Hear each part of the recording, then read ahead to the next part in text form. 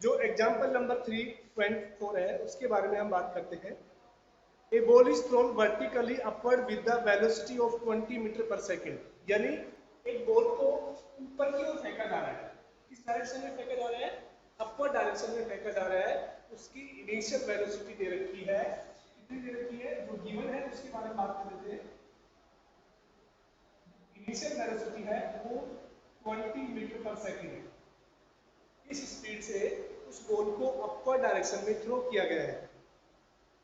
From the top of multi-story building, the height of point from where the ball is thrown is 20 metre above the ground। यानी ये जो ball फेंकी गई है 20 metre per second की speed से, ये एक मल्टी स्टोरी बिल्डिंग है। जैसे कि मान लेते हैं ये ग्राउंड हो गया, यहाँ पर एक बिल्डिंग है, ये एक मल्टी स्टोरी बिल्डिंग मान लेते हैं। इस तरह से एक बिल्डिंग दे रखी है, ठीक है, एक मल्टी स्टोरी बिल्डिंग है और इसकी हाइट आपको दे रखी है 25 मीटर।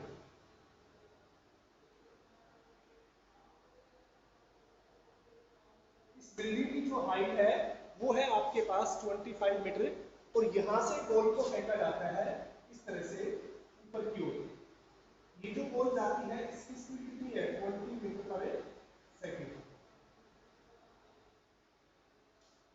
25 मीटर हाइट की बिल्डिंग की छत से आप एक बॉल को ऊपर की ओर फेंक रहे हैं 20 मीटर पर सेकेंड की स्पीड से। How high will the ball rise? आपसे पूछा है कि ये बॉल है कि कितनी हाइट तक जाएगी। मानते हैं यहाँ तक पहुंचेगी। ये बॉल है इस पॉइंट तक पहुंचती है ए तक, उसके बाद क्या होगी? नीचे क्यों गिरेगी? ऐसे मान लीजिए बी पर गिर जाती है आपकी, तो यहाँ से हम बॉल को फेंकेंगे तो ऐसे जाएगी और फिर उसके बाद क्या होगी?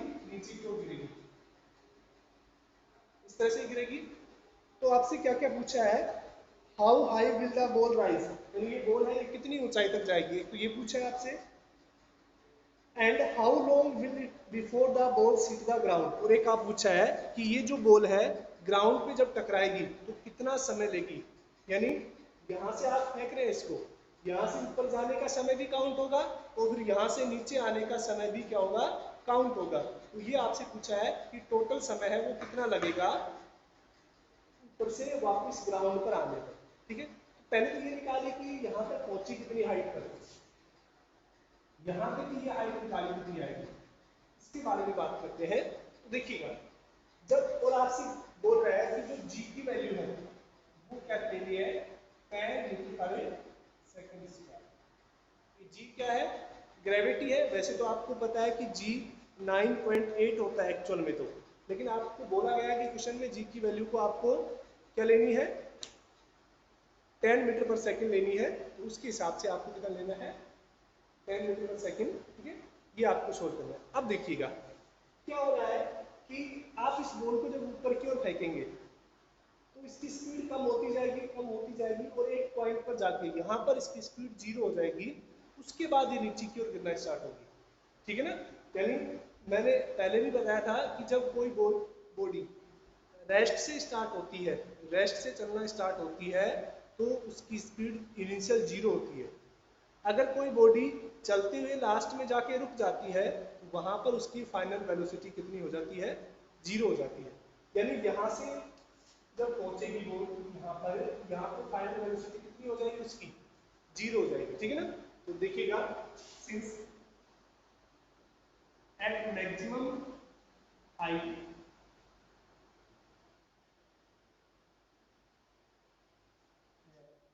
मैक्सिमम हाइट पे क्या हो जाएगी?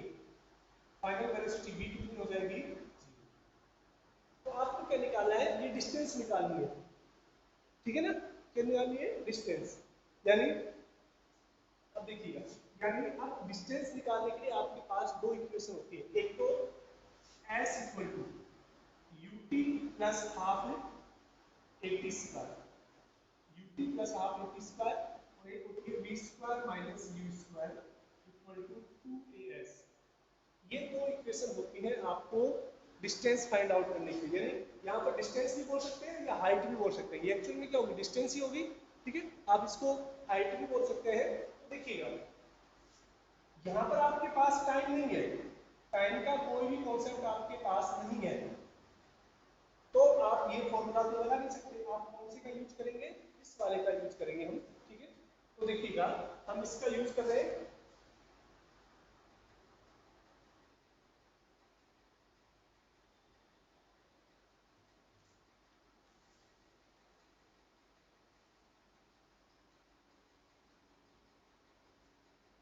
B square minus u square equal to 2as, ठीक है।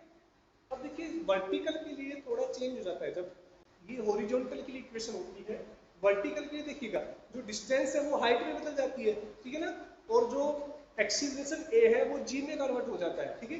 यानी हम इसको ऐसे लिख सकते हैं, बी कितना है, 0 का स्क्वायर माइनस यू की वैल्यू कितनी है, 20 स्क्वायर इक्वल टू 2a, ए यानी यहाँ पर क्या है, ग्रेविटी, यहाँ पर इज का ए। अर्थ का जो वर्टिकल वेलोसिटी होती है उस टाइम हम ग्रेविटी जो एक्सीलरेशन है उसको ग्रेविटी से रिप्रेजेंट करते हैं, जी से। तो ये भी मैंने बताया था, ये भी ध्यान रखना आपको कि जब बॉल ऊपर की ओर जाती है तो आपको पता है कि उसकी स्पीड लगातार कम होती जाती है, जब बॉल ऊपर की ओर जाएगी तो उसकी स्पीड कम होगी, इसका मतलब यहाँ पर जो वैल्यू है ये माइनस की आएगी, और डिस्टेंस हमें नहीं पता है बारे में, ठीक है।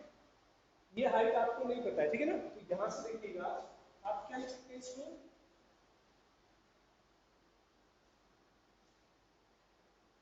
0 square minus 400 equal to minus 400 upon 20 हो जाएगा माइनस में, और h बराबर कितना हो जाएगा, 20 मीटर।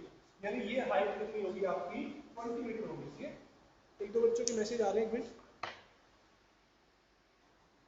देखिएगा, यानी ये हाइट आपके पास 20 मीटर होगी,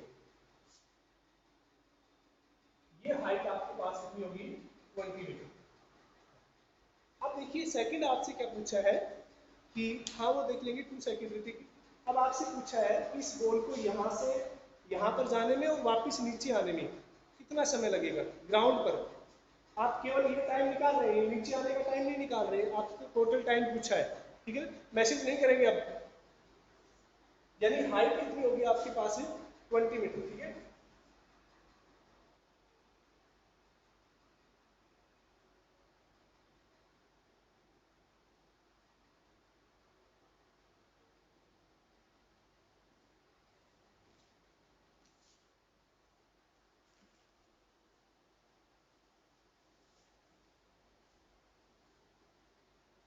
अब देखिएगा यहाँ से और यहाँ पहुँचने में हमें हाइट निकाली कि वो 20 मीटर ऊपर जाएगा।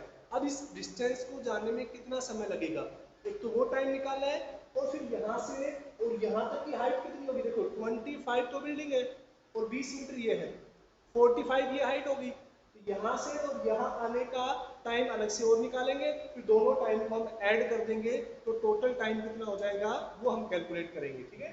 देखिएगा तो time taken to reach at A, जब ए पर पहुंचेगा, ठीक है ना, तो उसमें कितना समय लगाएगा, ठीक है। तो देखिएगा आप यहाँ से निकाल सकते हैं, अब आपके पास तीनों है, v equal to u plus a t से भी निकाल सकते हैं, आप s equal to u t plus half a t से भी निकाल सकते हैं। देखिएगा पहले हम v equal to u plus a t से निकाल सकते हैं, v कितना है 0 इक्वल टू यू का मान माइनस 1 सॉरी 20 प्लस ए का मान कितना है -10, और टी का मान हमें नहीं पता है, तो यहाँ से 20 इक्वल टू कितना हो जाएगा 10 टी हो जाएगा, और टी इक्वल टू 2 सेकेंड, 20/10। ये यहाँ से यहाँ पहुँचने का टाइम है 2 सेकेंड, ठीक है। अब देखिएगा यहाँ से और यहाँ आने का टाइम और निकालना है आपको, ठीक है ना। तो देखिएगा इसको आप स्क्रीनशॉट ले लीजिएगा,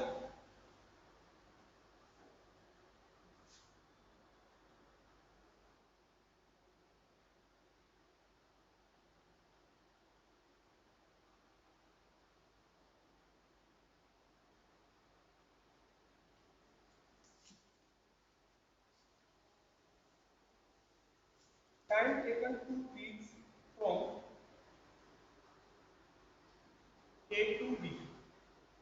से और बी तक पहुंचने में कितना टाइम लगेगा। देखिए टोटल डिस्टेंस कितनी होगी, 20 + 25 यानी 45 मीटर होगी। यहाँ से यहाँ तक की डिस्टेंस कितनी होगी, 45 मीटर। ठीक है, तो यहाँ से लिखा सकते हम s = ut + हाफ 80²। यहाँ से s कितना हो गया, 45 = 20 t। ठीक है,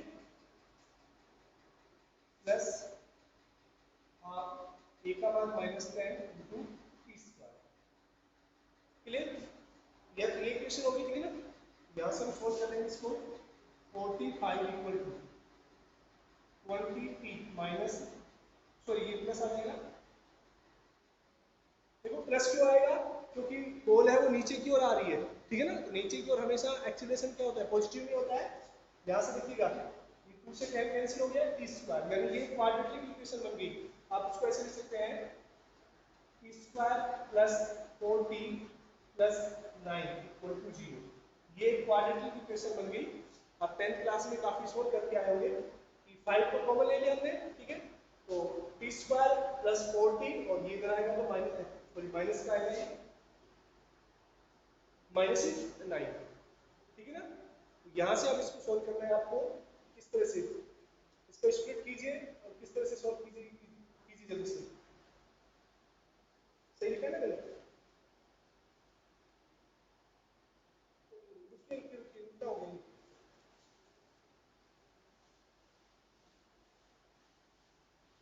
देखिएगा s = 45 हो गया।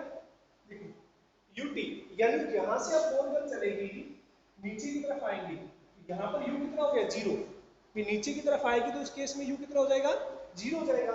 तो 0t + हाफ × 10t², यानी ये कितना हो गया, 45 = 0 हो गया, यानी 5t² और t कितना हो जाएगा, 45 5 = 9 और t कितना हो जाएगा, 3 सेकेंड। यानी टोटल टाइम कितना हो जाएगा, t1 + t2 यानी 2 + 3 यानी 5 सेकेंड। ऐसे करना है।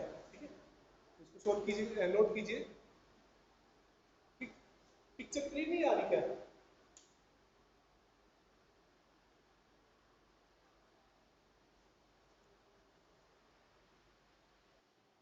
देखिएगा जो नेक्स्ट टॉपिक है आपका उसके बारे में बात करते हैं, दैट इज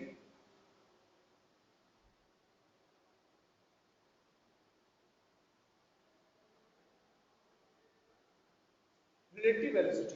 ठीक है ना, तो रिलेटिव वेलोसिटी की अगर हम बात करें तो रिलेटिव वेलोसिटी क्या होती है, दो ऑब्जेक्ट है, ठीक है ना, उनमें से दोनों मूविंग स्टेट में भी हो सकते हैं। एक ऑब्जेक्ट है वो रेस्ट पे भी हो सकता है, दूसरा मोशन स्टेट में भी हो सकता है। तो किन्हीं भी दो ऑब्जेक्ट की जो वेलोसिटी है उनका जो कंपैरिजन है, यानी किसी भी इंडिविजुअल वेलोसिटी, किसी भी इंडिविजुअल ऑब्जेक्ट की वेलोसिटी किसी दूसरे ऑब्जेक्ट की रेफरेंस में जब हम कैलकुलेट करते हैं तो उसको हम क्या बोलते हैं, रिलेटिव वेलोसिटी। ठीक है, अब देखिएगा इसका एक एग्जांपल से समझाता हूं मैं आपको कि जैसे ये कोई पॉइंट मानते ए है, ये पॉइंट ए है। यहां से एक कार है वो इस डायरेक्शन में जा रही है, तो एक कार है इसकी स्पीड है 20 km/h। ठीक है, और दूसरी कार, ये कार ए मान लेते हैं, और दूसरी कार है वो भी इधर जा रही है, इसकी स्पीड है 50 km/h। ठीक है, दोनों सेम टाइम पर चलना स्टार्ट होती है।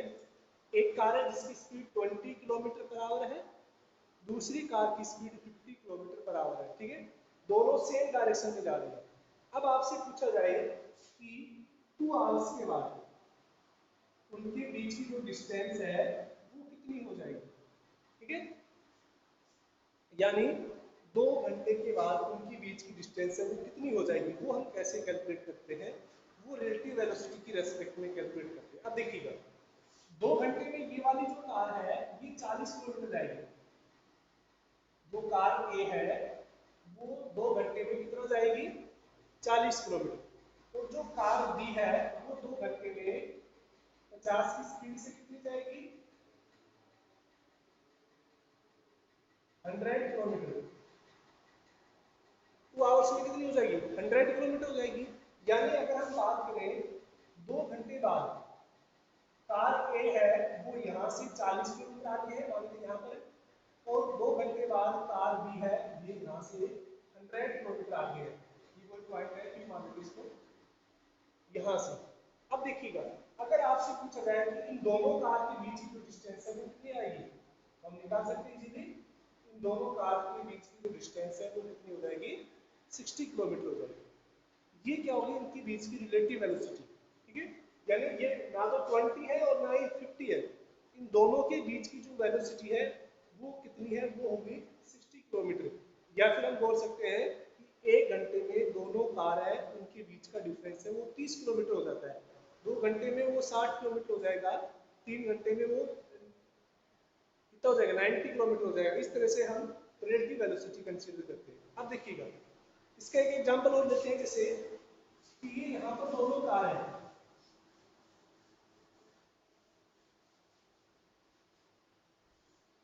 कार ए है वो 20 किलोमीटर से जा रही है और कार बी है वो 50 किलोमीटर पर आवर से जा रही है, ठीक है। अब देखिएगा, यहाँ पर दोनों की डायरेक्शन अलग अलग है, इस कार की इधर है, इस कार की डायरेक्शन। अब देखिएगा, अब आपसे पूछा जाए कि 2 घंटे बाद इनके बीच की जो डिस्टेंस है वो कितनी हो जाएगी। तो देखिएगा, अगर हम बात करें यहाँ से एक पॉइंट से चलना स्टार्ट होते हैं, 1 घंटे में ये 20 किलोमीटर इधर चलेगी लेफ्ट में, और ये वाली 50 किलोमीटर इधर आ गई। यानी 1 घंटे में इन दोनों के बीच 70 किलोमीटर का डिफरेंस हो गया। ठीक, आप यहाँ से 20 किलोमीटर इधर जा रहे हैं, कोई दूसरा पर्सन है 50 किलोमीटर इधर जा रहा है 1 घंटे में, इन दोनों पर्सन के बीच की डिस्टेंस कितनी होगी, अब 70 किलोमीटर होगी। तो यहाँ पर देखिएगा 2 घंटे में इनके बीच की डिस्टेंस कितनी हो जाएगी, 140 किलोमीटर।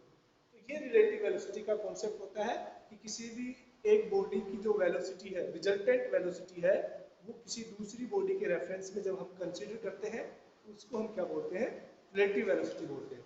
अब देखिए, इसमें काफी न्यूमेरिकल आपने पढ़े भी होंगे कि एक मंकी है वो किसी ट्रेन पर मूव कर रहा है, ठीक है। तो जो ट्रेन चल रही है उसकी अपोजिट डायरेक्शन में वो मंकी है वो क्या कर रहा है, मूव कर रहा है। ऐसे ही एक ड्रंक पर्सन का जो क्वेश्चन है, इसके बारे में हम नेक्स्ट क्लास में बात करेंगे। आज के लिए इतना ही। तो लास्ट टॉपिक है आपका रिलेटिव वेलोसिटी का, तो उसी के साथ ये चैप्टर आपका फिनिश हो जाएगा। कल जो रिमेनिंग न्यूमेरिकल्स है उनके बारे में भी हम कल डिस्कस करेंगे। आज के लिए इतना ही, थैंक यू।